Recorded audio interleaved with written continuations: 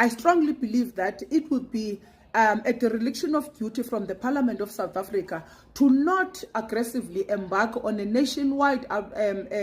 outreach that ensures that critical spaces like institutions of higher learning that are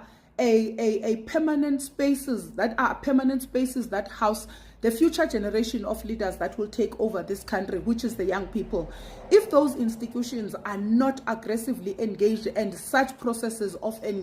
soliciting inputs from students, I believe strongly that this process will be a compromise process that seeks to exclude the voices of critical people who are the ultimate heirs that will inherit this country and will inherit this document, and they ought to be a very central figure that is given an opportune time to give inputs and make submissions to this process.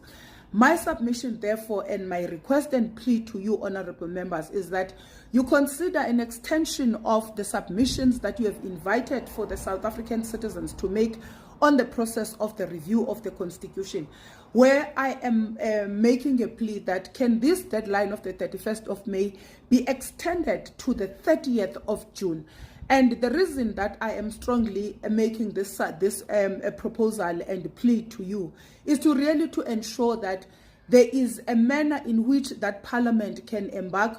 on a consultative process as it is permitted by rules of Parliament, and it is prescribed in the Constitution of the Republic of South Africa that a public participation on critical aspects like these ones. Institutions of higher learning must be widely rounded, and we must ensure that there is a substantial, fair participation of young people who are the critical people that we must all consider in every view that is being spoken about relating to how this country is going to be shaped going forward.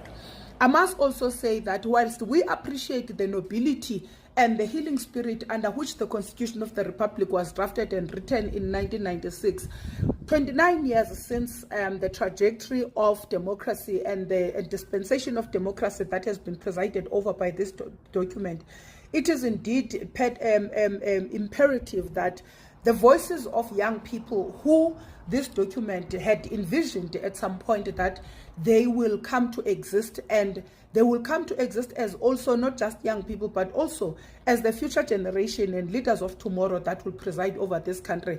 Any occurrences as critical as the review of Constitution that emanates from Parliament as a public participation process, if it seeks to exclude the voices of young people, and if it does not consider that the critical stakeholders